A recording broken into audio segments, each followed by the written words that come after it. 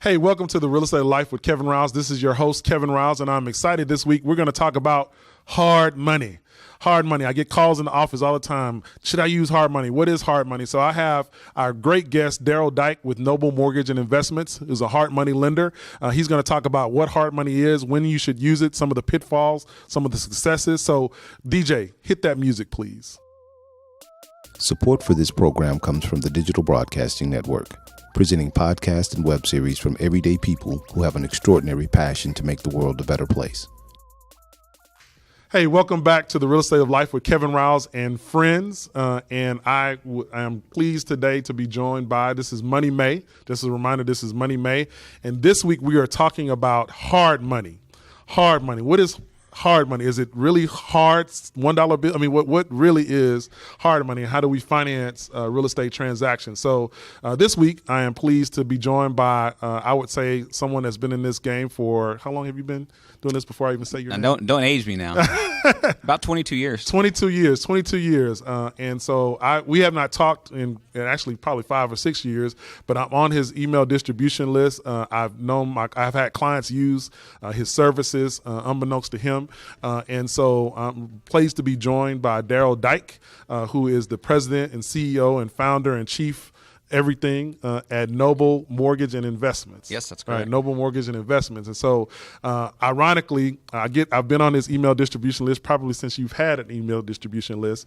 And the other day, as I was thinking about Money May, and I get calls in the office all the time, Daryl, about hard money. I do a lot of commercial, so commercial hard money, residential hard money. I said I need to have somebody on the show to talk about hard money. And so I appreciate you in very short notice coming to visit with us today. So before we get to hard money, before we get to Noble, I kind of want to get I always ask my guests kind of their background. How did you get into real estate? What's kind of your background? Are you from Houston? Kind of give us a sense of who you are. Sure. I grew up in Houston since I was 4 years old. Grew up in Sugarland. Went to Sugarland Junior High and Clements High School, all that. Okay. And then went to University of Houston for college, and I double majored in finance and marketing. Okay. And I thought I wanted to be a stockbroker, quite frankly, when I was in college. Really? Okay. So got out of school, got a job at some firm, and did that for about 8 months, and it just wasn't for me. Okay. So I actually just kind of stumbled across real estate. A friend of mine worked for a company. They were looking for loan officers. I was like, you know what, this gig isn't working out. Mm-hmm. And got a job as a loan officer with a hard money company. Really? So your first job was a loan officer with a hard money company, yeah, not a traditional bank. Okay. Yeah. Gotcha. And so they were a private hard money company. And, I just took to it. It just, for some reason, it all clicked with me. It made sense. You know, I tell everybody not to be, and not in an arrogant way, but I felt like Mozart on the piano. Okay. As soon as I started doing flow, it was it flow. just made sense, and it came easy to me, and I had real good instincts about it. So I worked for that company for about 4 years. Worked for another company for about 3 years, and then started Noble Mortgage in 2003. Okay. And we just celebrated our 15-year anniversary this year, so we're excited about that. Wow. So you say you took to it like water, fish to water. What about it gets you going? What is it? The business part of it? Is the real estate part of it? Is the network? Like what about it makes it fun for you? I love all aspects of it. I've morphed over the years on what I do. Now that I'm a business owner, I don't do the transactional side as much. Okay. But when I first started, I really enjoyed the transactional side. I was really good at solving problems for people is what I figured out. Because at the end of the day, that's the job. That's right? what it is. Because when you get a hard money loan, sometimes you've got to figure out the best way to structure it that makes the most sense for the borrower, for the seller, and everybody else. And I had a knack for structuring, and I still have a knack for that. When my loan officers get stuck on a deal, I'm like, bring it over here. Right. Bring it here. Let me show you. Let me show you the magic. And so whether it's getting the seller to take a second, or whether there's all kinds of creative things you can do on a deal. And if there's a deal to be had there, I'll figure out a way to make it work. Right. And so that's what really helped me get started early on in the business. And then when I started Noble, slowly grew into more of a spokesperson for the company. Now I do a lot of speaking, and you and I talked about I do a radio show every other month. And I speak now probably 2, 3, 4 times a week. Right. And that's what I really love doing, is educating investors, helping them realize that real estate is a really good way to invest your money. It's really good. Most millionaires are in real estate. Right. In most big companies, their biggest asset is real estate. Yeah. So it makes sense, and I love when I find people that are interested in getting into it, have no experience, and then they they really turn a business out of it. I've seen a lot of people that have left corporate world and become full-time real estate investors. It's neat to see. So before we get into the hard money again, are you, obviously I'm sure you are, but a real estate investor, and tell us about kind of your real estate investments and how you started doing that. Yeah, I'm more of a buy and hold investor. Okay. At one point I had about 10 rental properties. I've only got about 3 right now. I've scaled it down. I'm probably going to ramp that back up here in the near future. Same here. Yeah, I believe in long-term holds on investments. Right. I've never been in the flipping business. Right. I do have some That's talent. ironic, though. Yeah. Yeah, it's just not my deal. I mean, that's a job. Right. No, it Flipping is. houses is a job. And absolutely. I have I've done job. it. Yeah. And I prefer buy and hold as well. Yeah. Yeah. The only thing I'm going to do, I actually have a property right over here on Blodgett, right around the corner. Oh, okay, really? Okay. Yeah, that I've had for years, and I'm actually replatting that property, and I'm going to, because it's all townhomes over here now. Right. So I'll probably build some townhomes there eventually. Right. I think the market's probably a little bit flooded with townhomes right now. Right. It is. Yeah. So I'll eventually tear that down and build townhomes there. But yeah, more of a buy and hold. Typical 3-bedroom, 2-bath houses. Buy them, rent them, just sit on them. I don't really worry about cash flow as much as long-term appreciation. Long-term appreciation. So location. Yeah, exactly. Is important. So as we start to talk about hard money, first and foremost, let's define it. Like, what is hard money? So a hard money loan, everybody has a different perspective That's why I ask you. of what it is. And Right. so it's really changed over the years. Right. Originally a hard money loan was a loan for someone that quite frankly couldn't get a loan anywhere else, whether they had credit issues or income issues. And you came to this lender and they're like, we'll loan you 50% of the value of that property. We don't care about your credit. We don't care about anything. And so those types of loans and lenders are still out there. But in the residential world and even on the commercial side now, quite frankly, most of our investors are completely bankable. They have good credit. They've got money in the bank. They've got tax returns. So they're using hard money now for leverage, number one, and speed, number two. So, if you buy a property under market value in this market, you go to a bank, they don't care what you're paying for it. They want 20% down. They don't care if you've got a 50% discount. They want 20% down of the purchase price. Whereas on a hard money loan, we're going to lend on either the as-is value or what we call the after repaired value, the ARV. So if you're buying it and adding value to it with repairs or cosmetic or foundational, whatever it is, then whatever that property is going to be worth at the end of the day, we're going to lend on a percentage of that. So you could potentially get up to 100% financing on the residential side. So it gives you a lot of leverage. So even if you have perfect credit, if you don't have 20% to put down on every single deal, you can run out of money pretty quickly putting down 20%. It's a good way to leverage yourself while you build your portfolio. So let's take I used to like to use a numerical example. So I'll just use a small example. $20,000, you're able to get a property negotiated for $20,000. ARV is $100,000. And so in that particular scenario, identify a property, I got it under contract for $20,000. I call you, your company, and what are some of the parameters and things? How does that deal mature into a hard money loan? So if you have a property under contract, you're buying it for $20,000. Let's say it needs $40,000 in repairs, so that's $60,000 total. We would send an appraiser out there to tell us what that house is going to be worth after the repairs are completed. If it comes in at 100, we would lend up to 70% of the 100,000. So in that scenario, we'd lend up to 70,000, which is 100% finance. You could even roll your closing costs into that deal. Right. That's a hell of a deal, by the way. If you have that deal, give me a call. Trust me. Yeah, I'm just making so I will say this: 07, 08, 06, 09. Maybe even an 010, those deals were out there. Oh, yeah, they were. And if you bought back then, I hope you didn't sell because those houses are worth double now. Awesome. Right. You're exactly right. 15, 16, 17, 18, not so much. And I say not so much. You have to find them. They're out there, but they're not as plentiful. I think that's a fair statement. They're not as plentiful. Well, the wholesalers normally get a hold beforehand and at their fee, and we'll talk about that here in a second. And so, using that scenario, $40,000 worth of repairs. I got it for $20,000, so you funded me at 70%, so I get up to $70,000 on that particular deal. I close that transaction. And we'll talk about costs and things of that nature, but just from a structural standpoint, now I then have $40,000 to $50,000 to rehab that property. So in working with a hard money lender, how does that rehab process work? So initially on that particular, sticking with that same scenario, we would fund the $20,000 for the purchase price.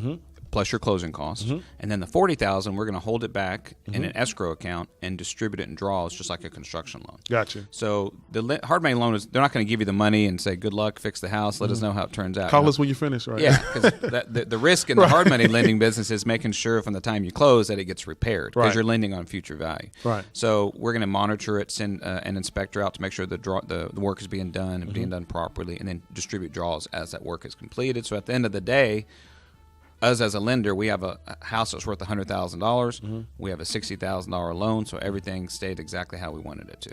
So in that draw process, so have had clients that work with different hard money lenders, and all of them are different. I'm just curious where you guys are, where when they're working with the contractors, they're having, even though they got the money, they're having to either find a contractor that's willing to work and get their money from the bank as they go, or clients, there are also some hard money lenders that make you kind of spend and get reimbursed. Yeah, and that's typical. Yeah. And that's what we do, and that's how most of the I make it my business to know my competitors as well. But typically, what people have to realize is even if you get 100% financing, you still have to have money. Right. And so what that money is used for is you're typically going to have to give your contractor some money to get started on the job, and then once each draw is completed, then you're being reimbursed for the work. Gotcha. And so they do have to have some money to give their now if they can work something out with their contractor where they don't need any money up front, right? Great. More power to them. Most contractors though, no. Most of them need money up front. Right. Either labor or parts or materials or something of that nature.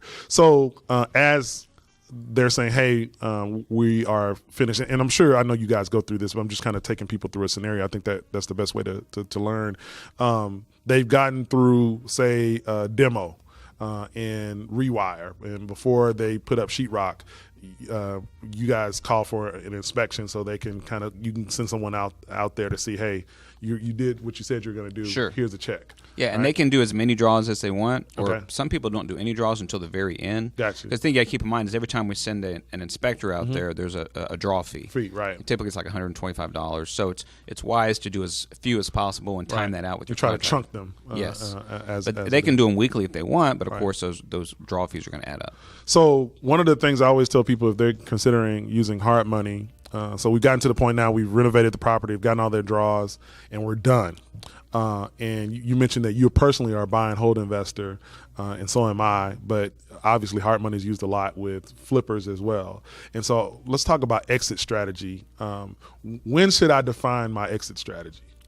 Right from the get-go. Right? Before I even call you, probably, right? Yeah, pretty much. Or at that time, right? Well, I would say not before you call us. When we get someone pre-approved, first of all, someone says, I want to start buying houses, it's always good to get pre-approved. So the first question we're going to ask is, what are you going to flip these, or you're going to keep them? Because if they're going to flip them, we don't need much as far as financials from them. If they're going to buy it and hold it, then we're going to treat it like a regular conventional loan. 2 years tax returns, everything, because that means they're counting on me to get them out of the short-term loan. Right. Because we do conventional loans too. Gotcha. And so we'll ask for 2 years tax returns, bank statements, the whole gamut. Once they find the property, now maybe they find a property, they're like, hey, you know what, this might be a good flip deal as opposed to a rental. That's perfectly fine if they want to do that. But by telling us they want it as a rental, we're actually going to lend them more. We'll lend them anywhere from 75 to 80% of the after repair value because I can get that type of loan on the permanent side. Gotcha. Okay, that's a tweetable moment. That's what I'm do an Oprah thing here. Tweetable moment. If it's a rental, you can go up in loan to value. Basically, as long as they qualify for a conventional refinance. Right. So we'll do a 75 or 80% loan up front, and then once the work is completed, and we do a lot of these loans, we'll refinance it into a long-term loan. It's our rehab to perm loan that we have, and most people are in and out of that short-term loan in 60 to 90 days. And so those are the loans are a good example of people that are using leverage. Even though they can walk into a bank all day long and get a loan, they don't want to put 20% down. Right. They want to put down 0, or maybe they end up putting 5% down so they can buy more houses. Right. And so you stated that you're buy and hold. Again, we're talking about flippers. So exit strategy, again, just as a point of to let people know, is you should have an exit strategy very early in a transaction as to what you plan to do. Now, you might change. In other words, you might say, I'm going to flip this, and all of a sudden, at the end, it's like, man, this is going to be a good rental. I'll keep it, or what I call a long-term flip, which is I'm going to keep it for a couple of years and then sell it.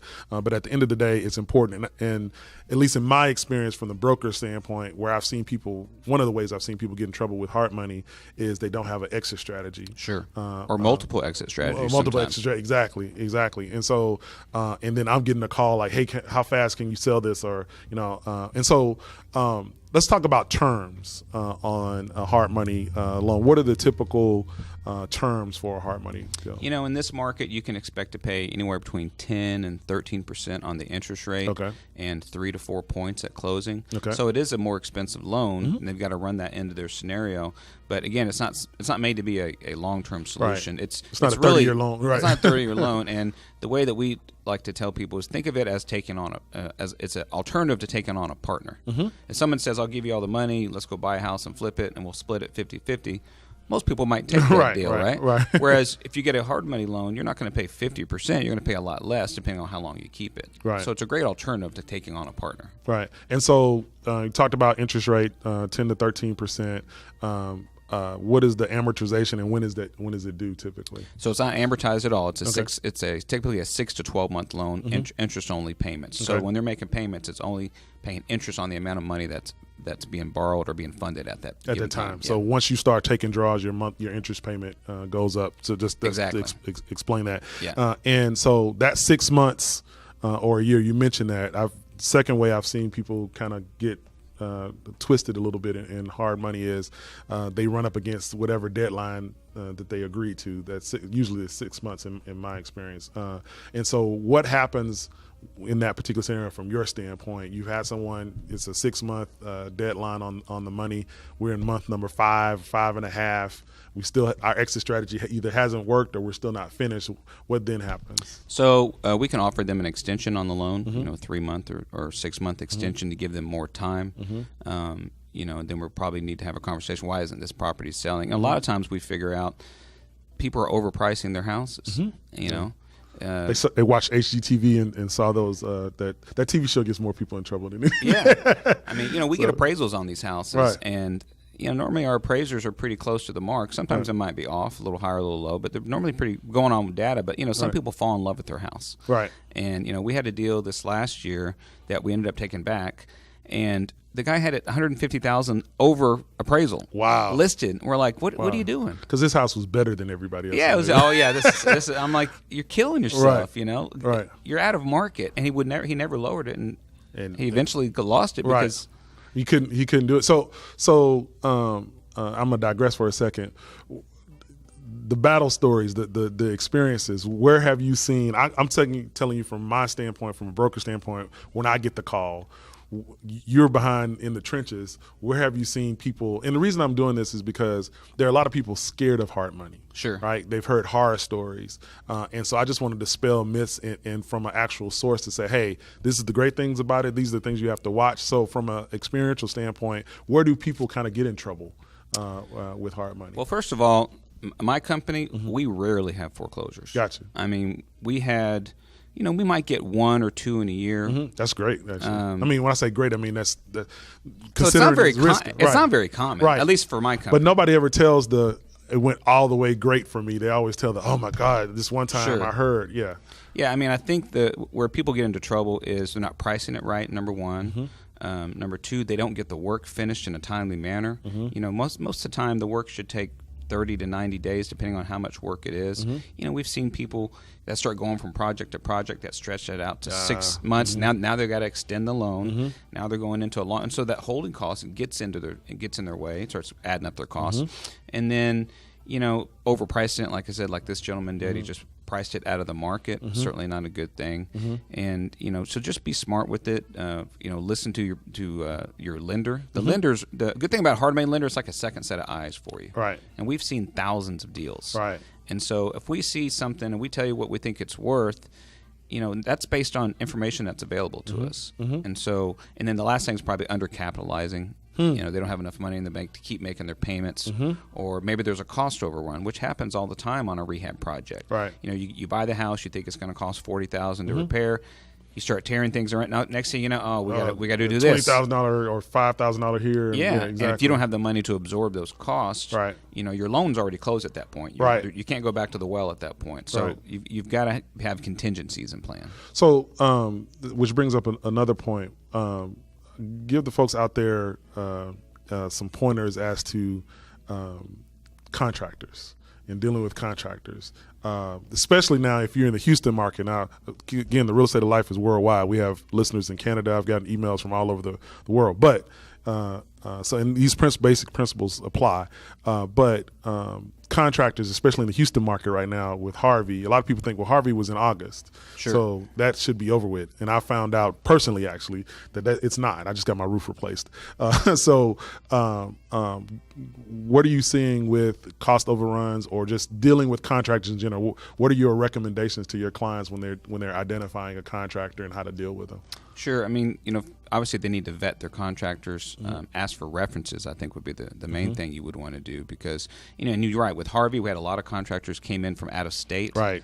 Trying to make a buck. Literally out of state, right? And no problem with that, right? No. But how do you vet that contractor? Right. So I would certainly ask for references and call those references. Some people ask for references and never even call them. Oh, he sent me his references. Right. So call the references, ask how their experience was with them, and so forth. Because contractors like any other field, there's good ones and bad ones.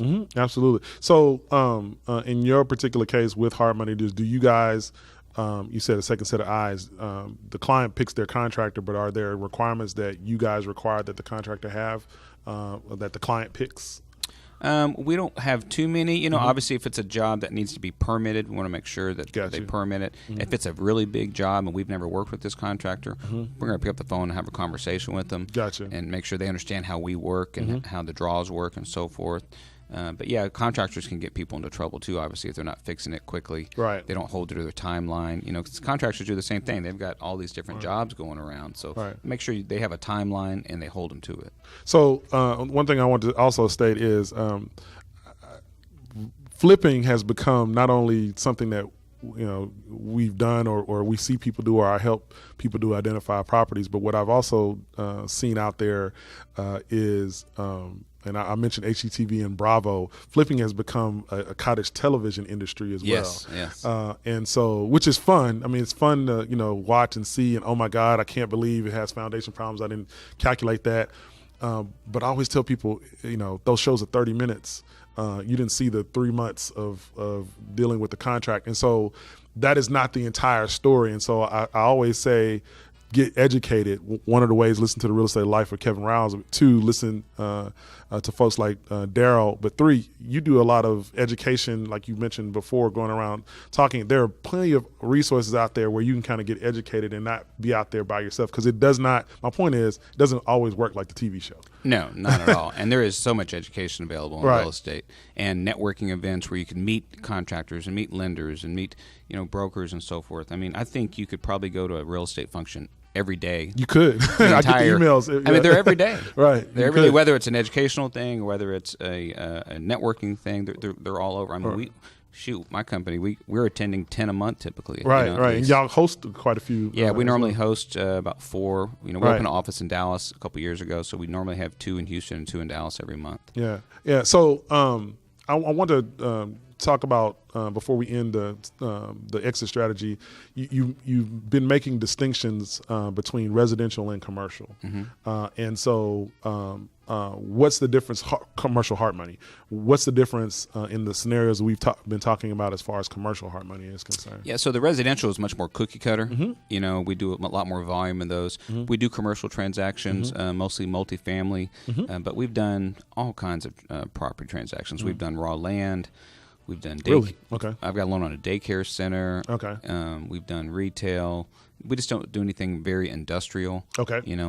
Office warehouse, we could do something like that. So on the commercial side, it's really on a case-by-case basis. We don't offer 100% financing on commercial. Typically want them to have some kind of hard equity into it. How much depends on the deal and the borrower and so forth, but typically at least 10%. Okay. But we'll typically lend 65 to 70% of the after repaired value. Okay. But we still want them to have at least 10%, sometimes 15%. But normally it's a transaction that it's a property that needs to be repositioned and or rehabbed or both. Gotcha. And so for those of you that listened last week to Dion, he talked about your capital stack. We had a discussion about capital stack. So what Daryl is saying is that in this particular situation with commercial properties, you have your money, your money part of the capital stack that Dion talked about is, sometimes 10%. Again, depends on the deal. So it's a little bit different than the kind of, like you said, cookie cutter residential deals. And so, are you finding with the commercial deals that you guys do, are they more owner occupied commercial, or is it investor, or a little? No, mostly investor. Investor, gotcha. Yeah, the latest one we did a property over here in Montrose apartment complex. It was like an original condition, built in the 50s. Wow, okay. So he bought it, was updating everything, did a bunch of foundation work and roof work, and brought the value up quite a bit. And he's just about done with the project at this point. And then he's just going to resell it. Yeah. So in multifamily, commercial-wise, that's why I've seen hard money used the most as well from the broker standpoint, since I sell a lot of multifamily. If you can get a multifamily property, especially in the Houston market, C-class property, used to be par was $30,000 a door. Now par is about $42,000 a door on a C-class property. So if you can get a property in the 30s, especially in the 20s, it's almost, to a certain extent, get it under contract no matter what, because you have so much room between what par is and what you could possibly sell it for. So multifamily, I think, is a great application for hard money. Yeah, it can be. Yeah. The numbers have to work, and so forth. What I tell you on hard money, it's a tool. Right. It doesn't solve every problem. Absolutely. But if used correctly and you understand it, you can figure out the way that a deal can work best for it. So how do you then, we talked about wholesalers and those folks out there doing and I have no problem with wholesalers whatsoever, doing a really good job of marketing and getting deal opportunities. How does then I come to you with a deal that a wholesaler has brought me, and now I want to do hard money and maybe a rehab to perm loan? How do you guys work with that particular transaction? Yeah, it's like any other transaction, except there's a wholesaler involved. The wholesalers provide a pretty good service in finding these deals for investors. You always have to check their numbers to make sure that that's the number one thing you have to do. That's the number one thing you got to do, and so that's another thing. Because people see the word wholesale and they automatically think that's what I've learned the psychology from my clients. Hey, Kevin, it's a multifamily. It's a wholesale deal. So, great. How much? It's $60,000 a door. Oh, okay. But it's a wholesale deal. Well, the word wholesale is in the email, but that doesn't mean it's a wholesale. I never thought of that until you said that. That makes sense. No, it's the psychology of it. I've learned that when people see the word wholesale, it makes sense. Because normally you think wholesale, you think it's below market. It's below retail, right? Exactly. It's not retail; it's wholesale. Exactly. But you still have to scrub those numbers. Yeah, you got to make sure the values are correct. They're going to say it's worth this and it needs this much in repairs. And some of the wholesalers are better about being pretty close on those numbers than others, but they certainly have to. But when they work with a wholesaler, typically it's a very quick transaction. It is, right. It's not a 30-day close. Right. And typically when they're working with the wholesaler also, they have to put up a non-refundable earnest money. So they may put up $3,000, $5,000. Right. That money's gone. It's gone regardless. If they close or not. So they have to, if they're new to real estate, I would say tread lightly with the wholesaler. I agree. I think so. I always kind of equate real estate investment to education: elementary, junior high, high school, college, and PhD. And to me, wholesaling is kind of college level. Sure. I don't typically recommend starting with wholesale. Now, some of the wholesalers that listen to this going to send me an email. I know, but I'm just telling you, this is my personal opinion. I've seen it work different ways. It's more complicated. The ones that are doing it right, the wholesalers that are doing it right, they understand that. Right. They don't want to work with beginners. Right. Because they're going to, beginners will be like, okay, I'm going to start my option period. And they're like, no, there is no option period. You put up your money now and you've got done. You got 7 days to close. Right. And so they've got to be able to move quickly on it. And so that's the, from our standpoint, that's the only thing that changes is that when we know there's a wholesaler involved, we know we don't have a lot of time. So we got to move quickly, and that's what a hard money loan can do also. And I think wholesale is basically made for hard money. Pretty much. Yeah, pretty much. They kind of work hand in hand, and I think a lot of people need to understand that. So a couple things before we get out of here. Are there tools out there that you would suggest for people to be able to analyze a deal from a hard money standpoint? And if so, where could they find those tools? Yeah, I mean, there's a lot of information out there available. If they go to our website, which is noblemoney.com, we have a calculator on there you can use. And actually, we have an app. It's called Noble Mortgage Calculator for Apple and it's kind of fancy, guys. Android. Yeah. It's really cool. Yeah, it's cool. It's simple. It's not something that's crazy complicated. It won't pour my coffee. No, it won't pour coffee. And it's not going to connect you with people, anything like that. Right. But it basically just enables you to put in, the value, the repairs, and what you're buying it for, and it'll tell you how much money, if any, you'd have to bring to closing. Oh, that's so great. It's really just a calculator to tell you how much money you bring to closing. It'll show you how much profit you would make potentially, or on a buy and hold rental, it'll give you an equity capture number. Okay. And so if you have those three numbers, and what's funny is we made this app to help people that are beginner investors and so forth, and then I figured out all my loan officers are using it. Yeah, so they're on the phone like, oh yeah, let me tell you how much money. Right. Because it spits it out very quickly. Got you. And so, the name of the app again? Noble Mortgage Calculator. Noble Mortgage Calculator. And so those are the tools out there. I'm kind of moving down to so people can get in touch with you. What other things does Noble Mortgage offer to educate folks? And you mentioned some of the seminars and things. Do you have anything coming up? Yeah, we have. We typically every month. I don't know when the next one here is Houston, but we have one called Basics and Breakfast that we host at Canopy off of Montrose. Okay. That's where I'll get up and I'll speak on financing for an hour. I'll bring in another professional. Like last month, we had someone that did tax protest. He's a property tax consultant. So it's a 2-hour deal. It's free. We do that once a month in Houston and Dallas, and then we have another one that's more of a networking function, which is next Tuesday. Actually, you should come. Right. It's at Armadillo Palace over here off of Kirby. Right. That's I think more that's of the email I got when I replied back. Hey, I need to have Daryl on the thing. Yeah. So that one's more of a networking function. Gotcha. There's no education involved there. It's free drinks, free food, but it's a great way to meet people. I mean, I picked up a lot of clients there. I've had other clients, connect with each other and start doing business. It's just a great way to network. And so if people want to get in touch with you or get in touch with Noble Mortgage, how do they do that? Sure, they can call us here in Houston at 713-680-8100 or our website, noblemoney.com. We also have office in Dallas right now, which is 214-492-0100. Okay. And phone number locally again one more time? 713-680-8100. 8100.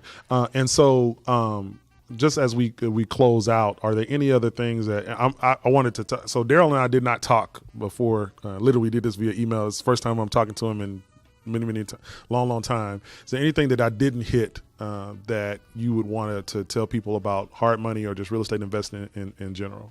I think if they're just starting, is education. Get yourself educated. Once you get educated, figure out what it is you want to do, because there's a million ways to make money in real estate.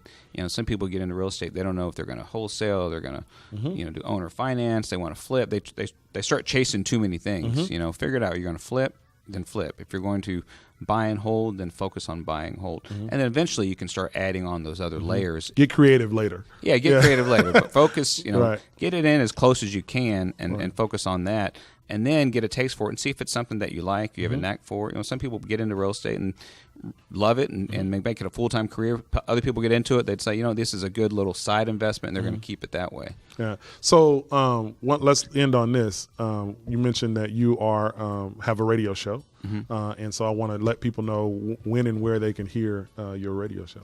Sure. So it's we record it on Tuesdays and we Facebook Live it on Tuesdays, actually. Okay. So if they follow us on Facebook Live, we broadcast it then. Other than that, it's broadcasted, I believe it's at 1 o'clock on Saturdays on Business Radio. Business Radio 1120. 1120, yeah. Yeah, Business Radio 1120 here in the Houston market, and Facebook Live under Noble Mortgage. Yeah, under Noble Money or Noble Mortgage. They can go and like our page, or on my personal page too. Gotcha. All right, Daryl. Hey, I really appreciate it. Thanks for having me. Thank Good you to so see you much. Guys, hard money is a good tool. Just like Daryl said, it's a tool. It's one of the tools that you can use. Hope you had a good sense of what it takes to not only get a hard money loan, but also what a hard money loan is. So now, instead of when people call me at the office and ask me about hard money, I'm just going to start sending this video. I don't have to do a whole long conversation. I'm going to send them this video. They can look at it. So guys, we thank you again for listening to the Real Estate of Life with Kevin Riles, and I will see you next week. Hey, thanks for listening as always. Do you have questions about any of the topics I'm talking about? If you have questions, let me know. Email me at kevin@kevinriles.com. Again, that's kevin@kevinriles.com. I'm going to do a podcast just on the questions that you guys are sending me. So feel free to send them to me. Again, that's kevin@kevinriles.com.